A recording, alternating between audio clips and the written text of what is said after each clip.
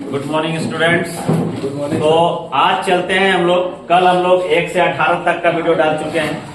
थोड़ा वीडियो में लाइट का कमी हो जा रहा है। बहुत सारा जुगाड़ कर रहा है स्टूडेंट लोग, फिर भी सक्सेस नहीं हो रहा है।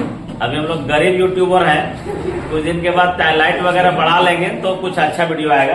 फिर भी हम प्रयास कर रहे हैं कि वीडियो हमारा जैसा भी हो, लेकिन हम यहाँ पे जो आंसर दे रहे हैं वो बहुत ही संतुष्टिजनक दे रहे हैं और इससे हमारे व्यूअर्स खुश भी हो रहे हैं। चलिए आगे बढ़ते हैं। क्वेश्चन नंबर 19 से 24 तक अभी करते हैं।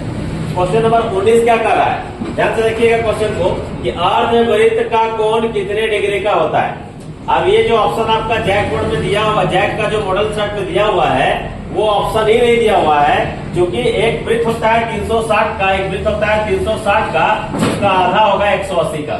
ठीक है, तो उस हिसाब से 180 होना चाहिए। यहाँ पे ऑप्शन गलत दिया हुआ है, तो इसको आप 180 कर सकते हैं। इसको 180 करके अपना ये मॉडल सेट है, जो क्वेश्चन आएगा वो गलत ऑप्शन नहीं आएगा, तो इसको 180 आंसर होगा। ठीक है, ये 180 डिग्री होगा, 90 को 180 बना के डाल दीजिए। आगे, यदि दो वृत्तों के मध्य दूरी उनकी त्रिज्याओं के योग के तुल्य हो तो उनकी उभयनिष्ठ स्पर्श रेखा की संख्या कितनी होगी। दो वृत्त हैं, मान के चलो दो वृत्त में जो त्रिज्याएं हैं, दोनों का त्रिज्या का योग बोल रहा है। योग दोनों त्रिज्याओं का, मैंने यहाँ त्रिज्या अगर 5 है, यहाँ त्रिज्या 5 है, तो बीच का दूरी 10 सेंटीमीटर होना चाहिए। और जो स्पर्श रेखा होगा वो स्पर्श रेखा 3 होगा। 3 यहाँ डाल दीजिए। अब आगे बढ़िए। वृत्त के केंद्र से सब दूरस्थ जीवाएं आपस में क्या होते हैं। वृत्त के केंद्र से सब दूरस्थ जीवाएं, मान के लिए ये वृत्त है, ध्यान दीजिएगा, ये वृत्त है, ये केंद्र है, तो यहां से यहां तक जो दूरी है जो जीवा की वो बराबर होनी चाहिए और उतना ही दूरी इधर भी होना चाहिए। तो जाहिर सी बात है कि जब जो दूरी है यहाँ बढ़ रहा है, केंद्र में क्या होता है, केंद्र का जो जीवा होता है व्यास, केंद्र का जो व्यास होता है वो केंद्र का सबसे बड़ा जीवा होता है, पता है। उसके बाद इधर जो दूरी होता है वो धीरे धीरे बढ़ते जाएगा, इधर बढ़ते जाएगा। तो अगर यहाँ से यहाँ तक 5 सेंटीमीटर जा रहा है, इधर 5 सेंटीमीटर जा रहा है, तो ये जो जीवा होता है वो बिल्कुल समान होगा। जीवा की जो लंबाई होगा क्या होगा, समान होगा। तो ये जाएगा आपका बी वाला। दो गोले का आयतन का अनुपात 8:27 है, तो उनके क्षेत्रफल का अनुपात क्या कीजिए। आयतन कभी भी होता है तो क्या होता है, क्यू में होता है कि नहीं। आयतन क्यू में होता है ना, और क्षेत्रफल किस चीज में होता है, क्षेत्रफल होता है स्क्वायर में, वर्ग में। तो क्या हो जाएगा, इसका क्यू निकालेंगे तो 2 होगा, इसका क्यू निकालेंगे तो क्या होगा, 3 होगा। तो 2:3, 2/3, 2:3 ये नंबर में है, ये आएगा। क्षेत्रफल इसका वर्ग होता है, इसलिए वर्ग के बराबर होगा। किसी गोले का वक्र पृष्ठ क्षेत्रफल 144 वर्ग सेंटीमीटर है तो उसकी त्रिज्या क्या होगी। तो गोला, किसी गोले का क्या होता है, गोले का वक्र पृष्ठ क्षेत्रफल होता है 4πr² बराबर 144 सेंटीमीटर स्क्वायर दिया हुआ है। तो पाई भी दिया हुआ है, ध्यान दीजिएगा, क्या दिया हुआ है, पाई भी दिया हुआ है। तो पाई कट जाएगा और r² बराबर 144 और ये 4 यहाँ कट जाएगा, आगे कितना बार में, 36 बार में। r² है तो r बराबर क्या हो जाएगा, 36, यानी r² जो है ये रूट चढ़ जाएगा तो हो जाएगा 6×6 36 सेंटीमीटर। ठीक है, क्योंकि स्क्वायर है, अगर स्क्वायर है यहाँ और यहाँ भी हम इसको भी कर देंगे 6 का स्क्वायर करके स्क्वायर काट देंगे तो क्या बचेगा, r बराबर 6 सेंटीमीटर। तो आंसर आ जाएगा आपका कि किसी गोले का वक्र क्षेत्रफल इतना है तो इसका त्रिज्या जो हो जाएगा वो 6 सेंटीमीटर होगा। अब 24 नंबर में आते हैं। एक सिक्के को उछालने पर चित्त आने की प्रायिकता क्या है। सिक्का में कितने पहलू होते हैं, 2 होते हैं, एक होता है चित्त और एक होता है पट। तो सिक्के का जो पहलू होता है, कुल परिणाम होता है, कितना होता है, कुल परिणाम कितना होता है, सिक्के का कुल परिणाम होता है 2, या तो चित्त आएगा या पट आएगा। अब क्या बोल रहा है कि एक चित्त आने का प्रायिकता ज्ञात कीजिए, तो उसका अनुकूल परिणाम हो जाएगा, चित्त का अनुकूल परिणाम हो जाएगा 1, यानी प्रायिकता बराबर हो जाएगा अनुकूल परिणाम बटा कुल परिणाम 1/2 आंसर आ जाएगा। कहाँ है 1/2, बी नंबर में। ठीक है, तो ये था आपका। आगे बढ़ते हैं हम लोग। तो एक बार ऑप्शन को फिर से देख लेते हैं थोड़ा सा। पहला 19 का जो ऑप्शन है वो डी होगा, लेकिन डी में 180 कर देना है। अब आगे आते हैं 20 में। 20 का जो है, यदि दो वृत्तों के मध्य में, इसका आंसर क्या होगा? सी, 3 नंबर। तीन अस्पर्श रेखाएं होगी। वृत्त के केंद्र से समदूरस्थ जीवाएं क्या होती हैं? तो समान होती हैं। दो गोले के आयतन का अनुपात 8:27 है, क्योंकि गोला है, गोला का होता है क्यूब है, इसका क्यूब निकाल देंगे। 8 का जो क्यूब होगा वो 2 होगा, और 27 का जो क्यूब होगा वो 3 होगा, तो 2:3 आएगा। ए नंबर। किसी गोले का वक्र क्षेत्रफल 144 पाई वर्ग सेंटीमीटर है, तो उसकी त्रिज्या क्या हो जाएगी? 6 हो जाएगी। निकाल के दिखा दिए हैं। आगे आते हैं, एक सिक्के को उछालने पर चित आने की प्रायिकता अभी तुरंत बताएं, 1/2 आएगा। ठीक है, चलिए अब 25 का क्वेश्चन में आते हैं। ध्यान से देखिएगा, बढ़ जाओ। निश्चित घटना की प्रायिकता क्या होती है? बताया क्या होती है? निश्चित घटना क्या होती है? 1 होती है, और अनिश्चित की क्या होती है? 0। तो यहां होगा उत्तर क्या होगा? 1, डी नंबर वाला हो जाएगा। एक पासा को उछाला जाता है, प्रायिकता का क्वेश्चन ये भी है। एक पासा को उछाला जाता है तो सम संख्या आने की प्रायिकता क्या होगी? पासा का कुल परिणाम कितना होता है? 6। कुल परिणाम होता है 6, यानी कि क्या? फिर हल्ला हो रहा है। 1 2 3 4 5 6 होता है। इसमें सम संख्या कितना है? 1 2 3 है कि नहीं है? तो सम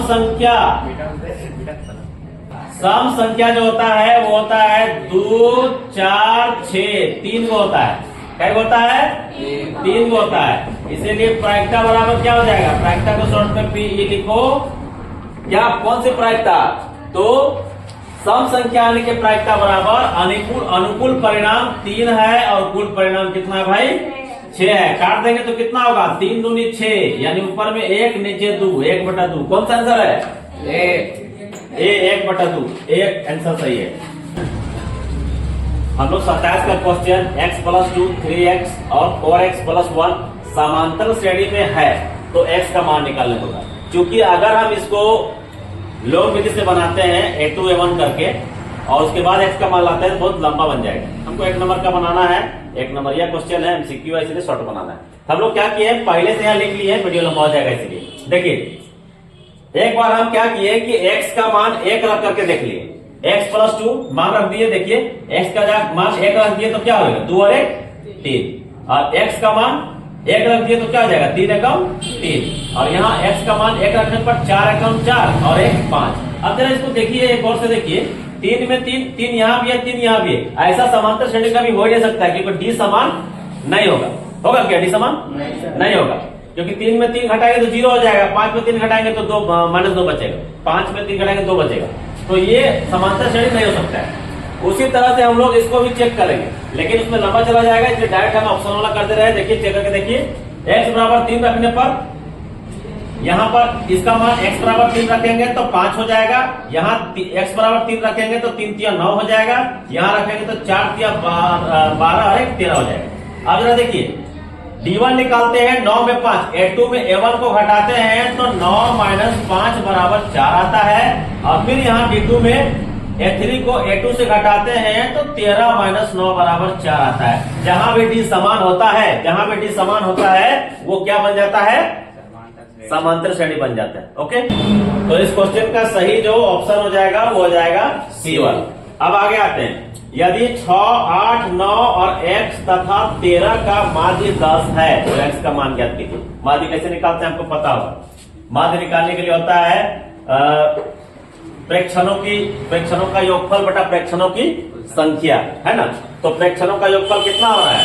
6 + 8 + 9 + x + 13, ये हो रहा है, बटा प्रेक्षणों की कुल संख्या 1 2 3 4 5 हो रहा है। सबको जोड़ दो। अब माध्य बराबर कितना दिया हुआ है? 10 दिया हुआ है माध्य बराबर, ठीक है ना। तो यहाँ पर इसको हम जोड़ के आते हैं। जब जोड़ते हैं इसको, सब प्रेक्षणों का कुल योगफल ये हो जाएगा आपका, जोड़ने से 36 आता है, ठीक है। 36 + x, सब जोड़ के देख लीजिएगा, 36 आता है। और नीचे कितना है? 5। क्रॉस मल्टीप्लिकेशन कर सकते हैं क्योंकि ये बटा 1 है, क्रॉस मल्टीप्लिकेशन करेंगे तो हो जाएगा यहाँ पर 10 पचे 50। तो क्रॉस मल्टीप्लिकेशन जब करेंगे ना तो इसको इधर पहले लिख लेंगे 36 प्लस एक्स लिख लेते हैं, एक्स से गुना करने पर, और ये 10 पचे 50, यानी x का मान जब आएगा तो 50 माइनस 36, ये 36 उठ को उधर जाएगा, माइनस होगा, उत्तर बनेगा कितना 14। ये x का मान आ गया, कहाँ है ऑप्शन नंबर सी में। ठीक है, अब आते हैं 29 में। 2 6 4 5 0 1 3 2 का बहुलक ज्ञात कीजिए। बहुलक का मतलब क्या होता है? जो बहुत बार आता है। कौन बहुत बार आया? 2 देख रहे हैं, 1 बार 2 बार आया हुआ है, बाकी कोई भी चीज 2 बार नहीं आया हुआ है, तो सीधा सीधा है बहुलक बराबर 2। Option A complete. अब आते हैं 30 में, सबसे लास्ट का क्वेश्चन। 8 7 12 15 10 9 11 की माध्यिका क्या होगी? माध्यिका निकालने के लिए पहले इसको असेंडिंग ऑर्डर में सेट करना पड़ता है। असेंडिंग ऑर्डर मतलब बढ़ते क्रम। तो बढ़ते क्रम में सेट करेंगे तो पहले सबसे छोटा कौन है? सबसे छोटा कौन है? 7 है। तो लिखेंगे 7 8 9 9 के बाद 10 10 के बाद 11 11 के बाद 12 15, इतने है ना? 1 2 3 4 5 6 7, 1 2 3 4 5 6 7। माध्यिका निकालने का फॉर्मूला बताया गया है कि अगर ये विषम संख्या होता है तो n प्लस 1 बटा 2, यही ना होगा? वहाँ पद तो n कितना है भैया? 7 है, प्लस 1 कितना हो जाएगा? 8।